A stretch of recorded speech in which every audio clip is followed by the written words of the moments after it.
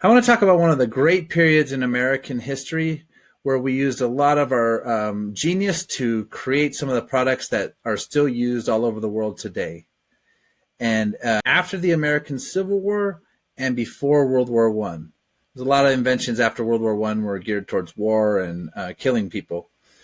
But in this time, people used all of their might to create some of the best inventions that the world has ever known. And there's still a lot of misconception and history behind them. Like Coca-Cola. On the can it says original taste. But my mama said, don't eat cocaine, mister.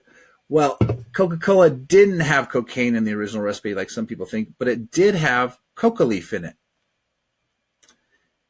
And Coca-Cola, this is actually their secret vault in Atlanta, Georgia, where they have their top secret recipe. Nobody's ever been able to get a hold of the recipe. Many competitors of them have tried. But we do know that two ingredients in the original Coca-Cola were coca leaves and the cola nuts. Coca-Cola. Just put the C there.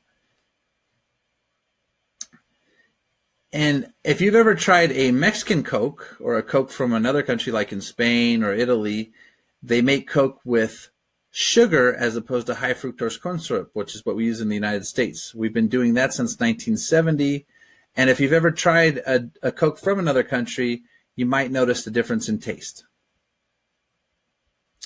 Some other great inventions that happened during this time period were the telephone, 1876, by Alexander Graham Bell.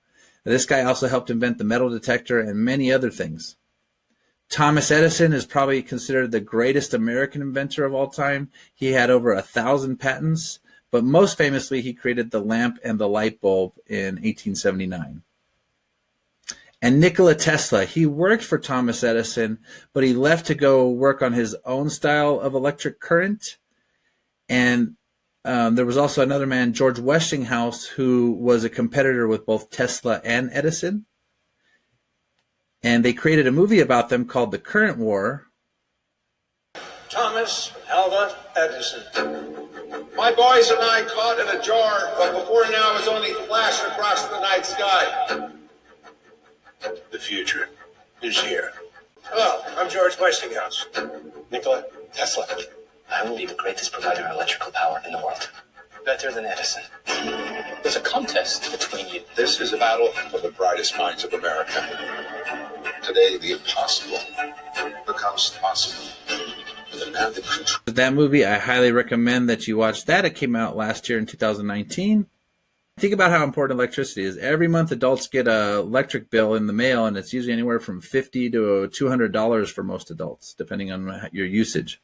So if you ever see your mom or someone coming and turning off lights behind you, it's because they probably just had a tough electric bill.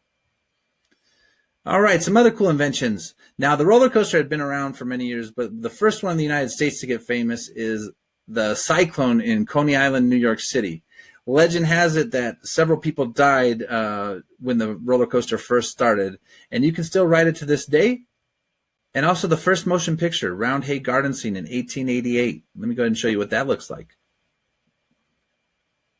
By definition, a motion picture is a series of pictures projected onto a screen, creating the illusion of movement. By the 1800s, humans had discovered photography, projection, and motion. We just hadn't put them together. Then, a guy called Edward Muybridge changed everything.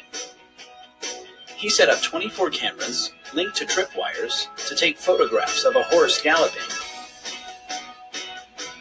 He developed and later projected the images onto a screen using his invention, the zoopraxiscope. The result was 2 seconds of movie history. Here it is, the first motion picture ever made.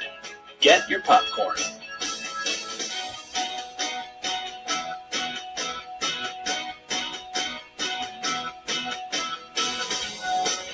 Game changer. All right, and that led to the first full-length movie out of Australia, the story of the Ned Kelly gang, 1906. Ned Kelly was a famous Australian outlaw, and so naturally people are attracted to these types of stories. And the first movie has these distinct watermarks. Look for them.